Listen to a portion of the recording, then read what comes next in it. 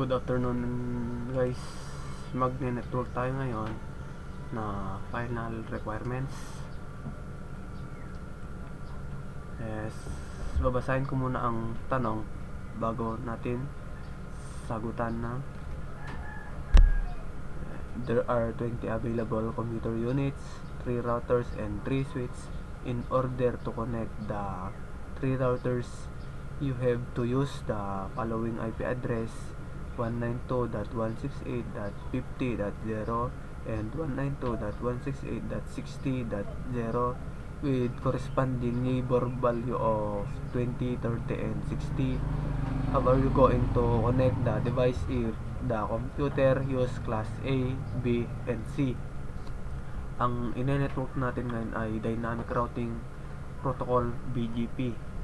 Let's open natin ang Cisco Packet Tracer. Then naka-design na ako guys. Maglagay na lang tayo ng mga cable. So mag-input muna tayo guys.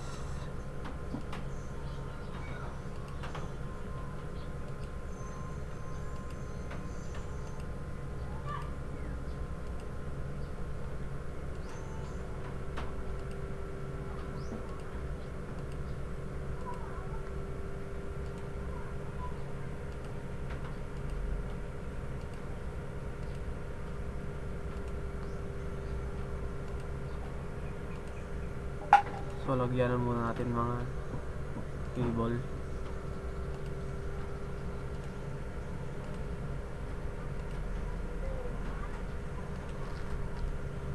Ang gamit natin na switch ay 2950-24 kasi kahit madaming cable na ilalagay nyo, nakasya pa rin. Then to switch to router, ang gamit natin na cable ay straight through. Then dito naman sa kabila, straight through pa rin ang gamit na cable. So guys, maglagay muna tayo ng mga cable.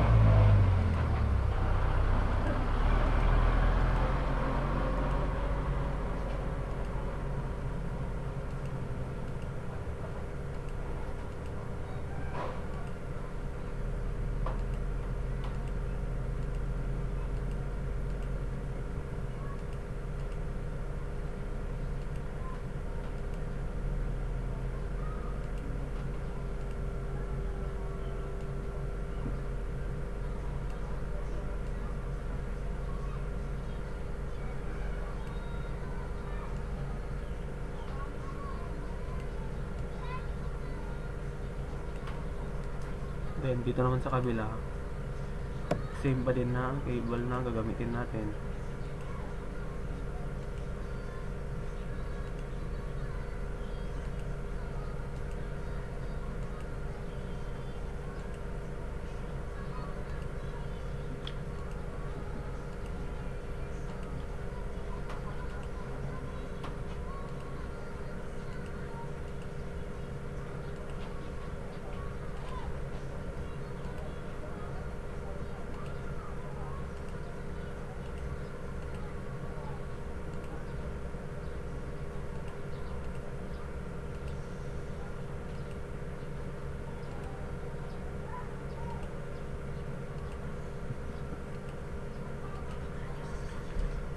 Then dito naman sa switch to router, lagay tayo ng cable.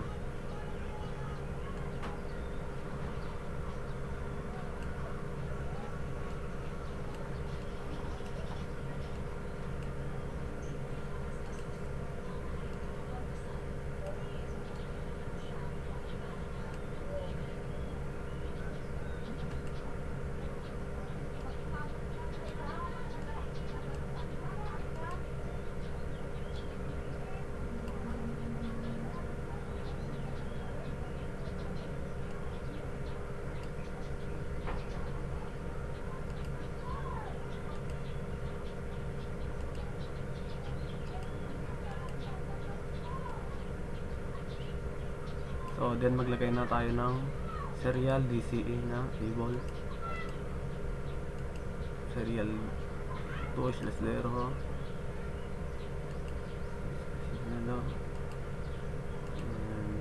Dito naman serial 3/0.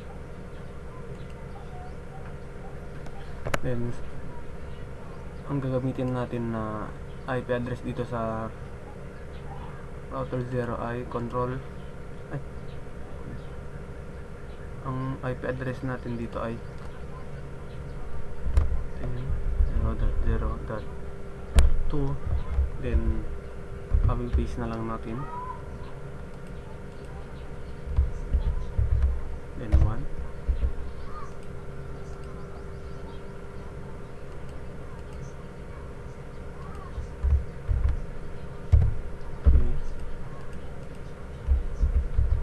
Then 1 yan, ang default gateway niya ay dapat always 1 yan.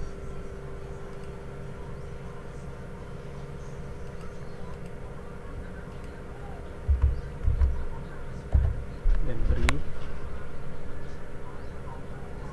2 3 4 pala yan, 4. Medyo kasi nakakalito. Then 5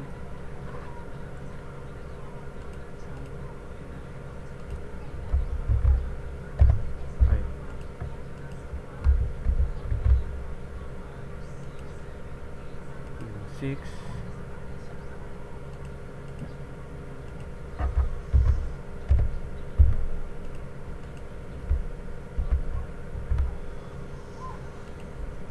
7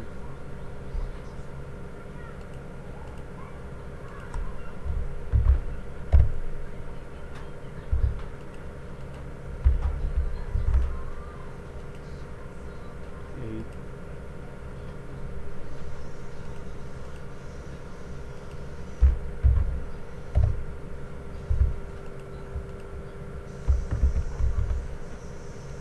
Then maglagay tayo dito sa router 0 na mga IP address dito sa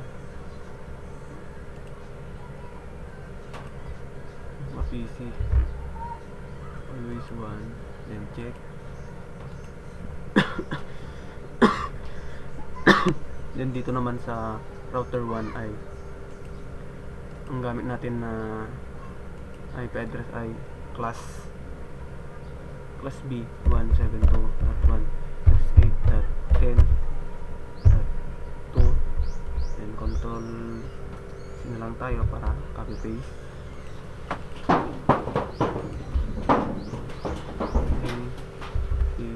Then 1.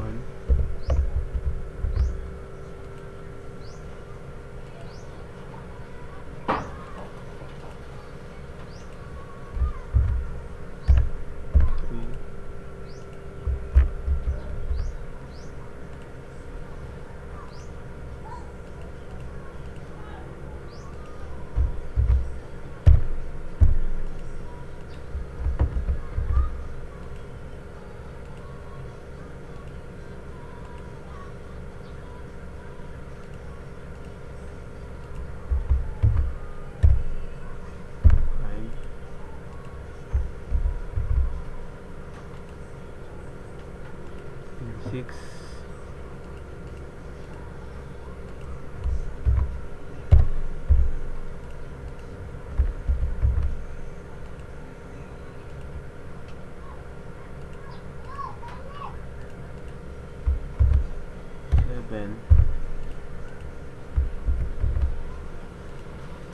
Nandito naman maglagay tayo ng mga IP address. Lagay natin dito sa pass ethernet 0/0.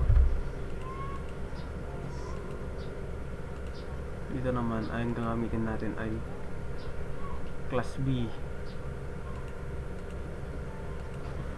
192. Class C pala na IP address 192.168.100.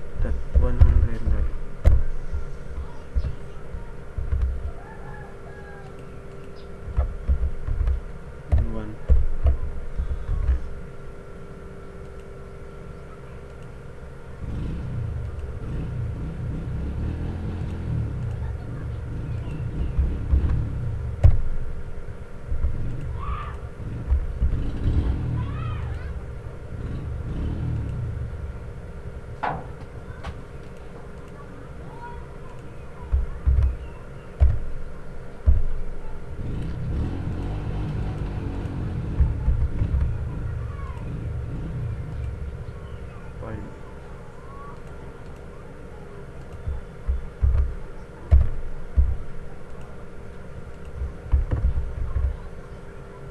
Yan, 6.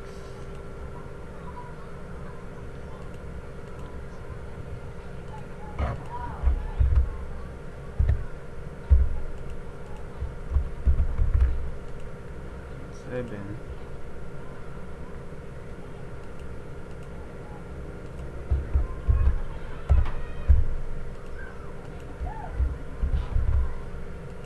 And 8 plus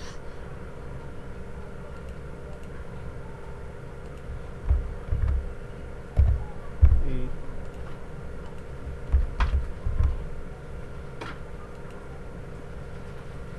Then dito naman sa router 2, ilagay natin ang mga IP address ng mga PC na nakakonect sa kanya.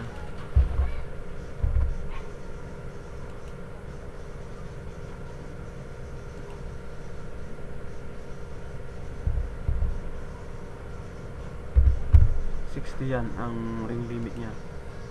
Then dito naman maglagay tayo ng serial.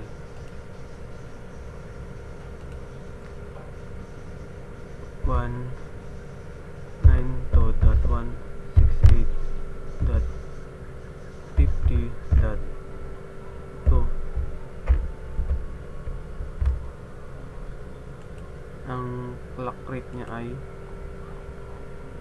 2 million. Then dito naman ay 20.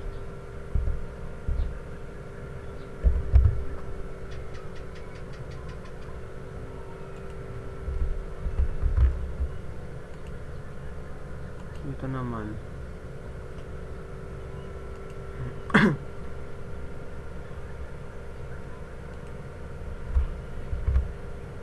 then 3 yan.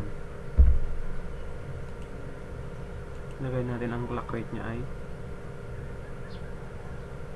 2 million. Then ito naman lagay natin ang 30.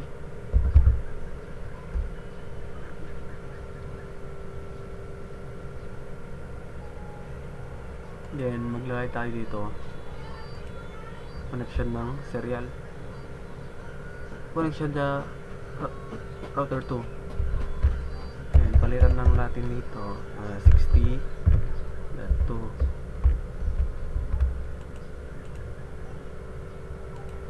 Clock rate niya ay 2 million. Ang ilagay natin dito ay 60.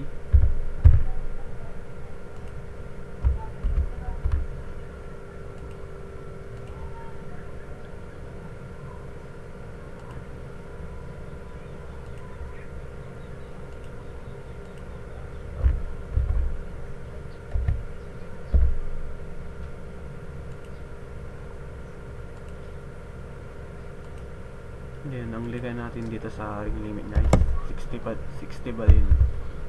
Then okay. So guys, mag CLI na tayo dito.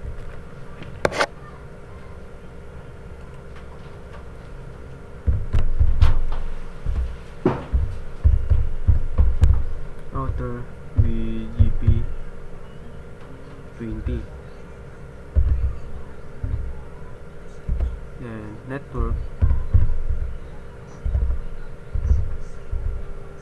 ang ilalagay natin dito ay yung mga IP address sa na-connect sa kanya na PC. 10.0.0.0. Then network ulit. Then ilalagay natin ang ilalagay natin kanina dun sa serial dito sa router 0 at router 1. Lagay natin ang 192.168.50.0. Then enter. Network naman. Network ba? Neighbor.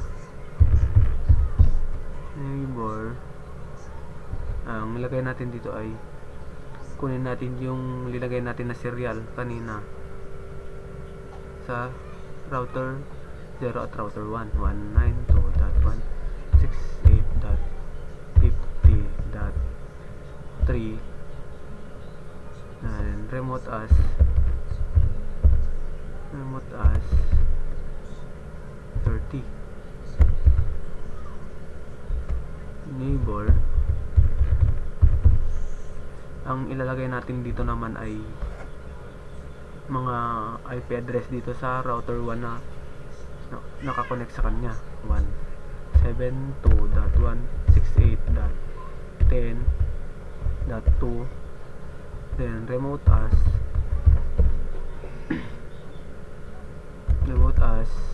30, then exit. So dito naman sa router 1, exit, then router BGP. Ano ang lalagay natin dito ay 30 na linagay natin na ring limit niya kanina. Then network, ang ilalagay natin dito ay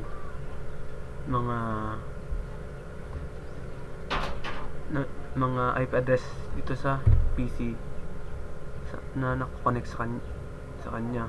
172 pala, 172.168.10.0. Network naman, network, ang ilalagay natin dito ay serial na tinagay ko kanina dun sa router 0 para makonect sa router 1. 192.168.50.0. Network. Then kunin natin ang mga IP address dito sa router 0 na mga PC. 10.0.0.2, then remote as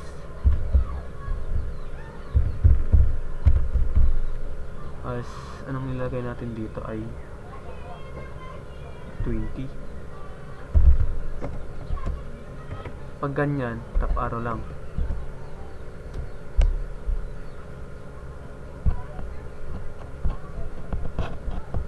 Bakit?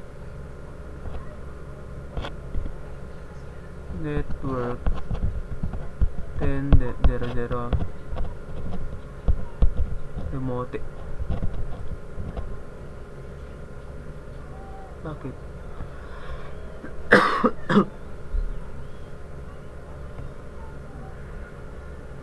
Ay, kaya pala neighbor na sana. Neighbor,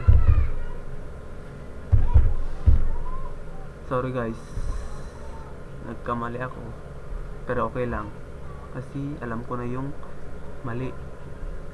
10.0.0.2, then remote as 20, then neighbor, ang ilalagay natin dito ay connection dun sa router 0 at router 1. 192.168.50.2, then remote as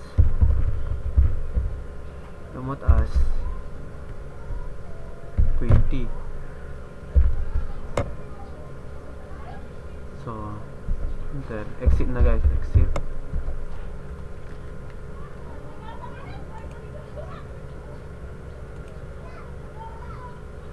Then dito naman guys, exit tayo, then router BGP 60, network, ang ilalagay natin dito ay mga serial dito sa router 1 at router 2 na 192.168.60.0 network. Then inang ilalagay natin na IP address dito ay mga IP address ng mga PC na nakakonect sa kanya. 192.168.100.0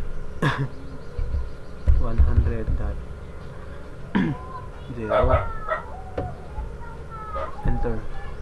Then neighbor, ang ilalagay natin dito ay mga IP address dito sa router 1 na mga PC. 172.168.10.2, then remote as 30. Neighbor, then ang ilalagay natin dito ay serial ng router 1 at router 2 para mag-connect. 192.168.60.2, then remote as 30. Enter, then exit. Then dito naman router BGP. Anong ilalagay natin dito? BGP ay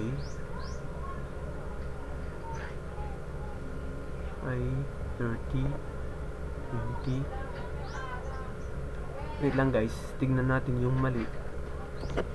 192.168.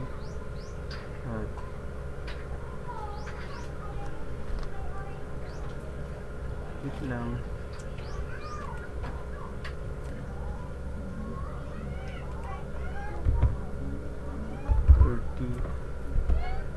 Network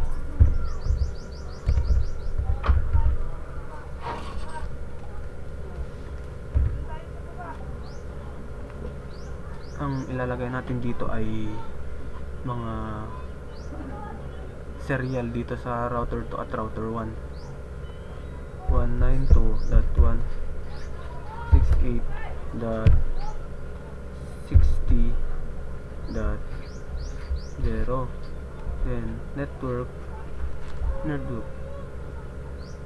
neighbor na talaga, neighbor, kasi dalawang network na dun sa router 2 at router 0. Tapos ang ilalagay natin dito ay 192.168.100.2. ang ilalagay natin dito ay kinuha natin ang mga IP address sa PC dun sa router 2 at remote as 60. Yes, press enter. Then neighbor, then ito naman ang kunin natin ay connection sa router 2 at router 1 na serial.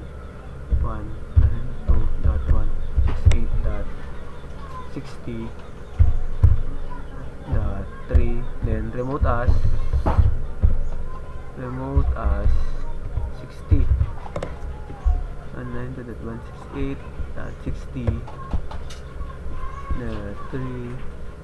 then press enter. Pag ganyan,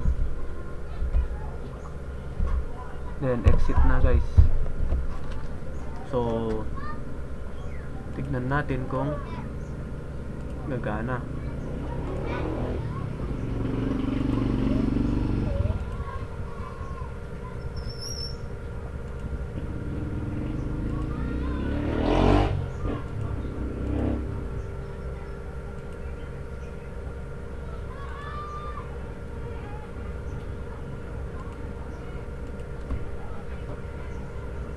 So tignan natin kung anong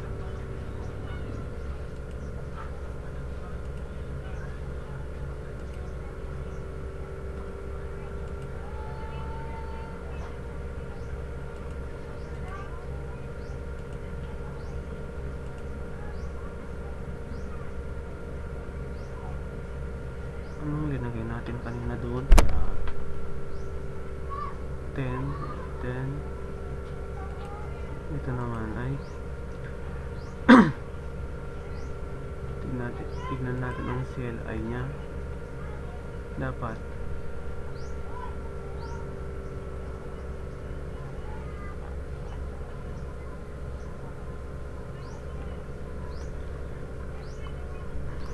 exit net router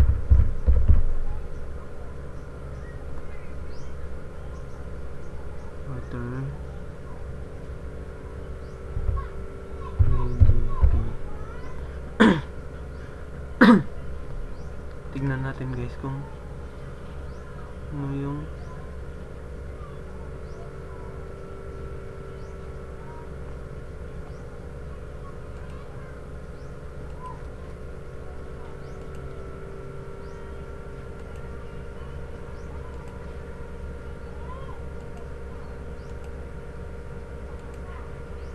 successful naman guys, pero dito lang sa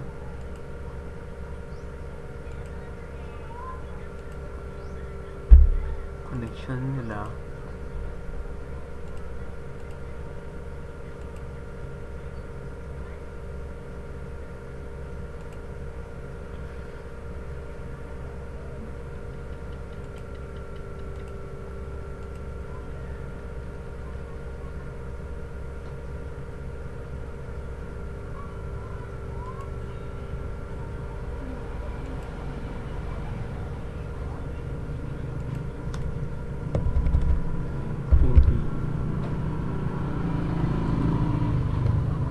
Then mag CLI tayo ulit dito kasi hindi natin nalagay na 20 yung ring limit nya. Then exit router BGP 30 and network. Ang ilalagay natin dito ay mga IP address na nakakonect sa kanya ng mga PC. 172.168.10.0 network. Then ang ilalagay natin dito na IP address ay connection ng router 0 at router 1 na serial 192.168.50.0. then neighbor. Ang ilalagay natin dito ay mga IP address dun sa router 1 na mga PC, ay router 0 pala, 10.0.0.0. then remote as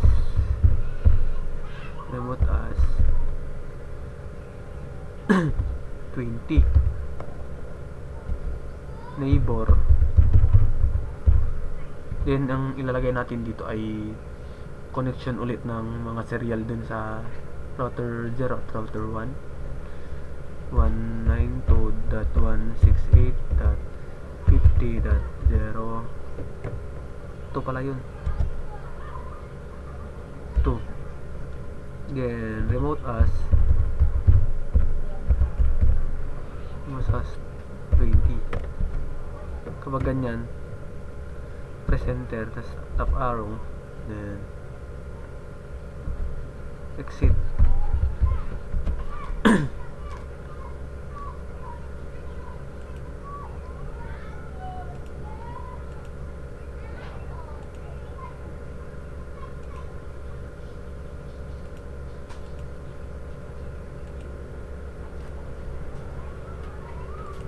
Tignan na natin guys.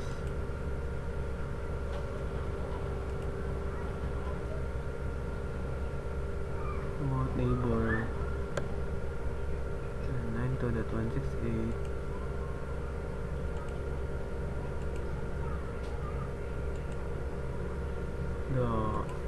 Successful naman guys.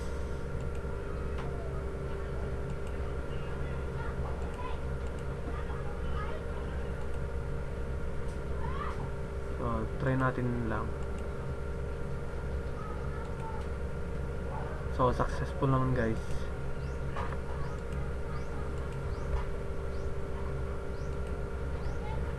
So okay na guys.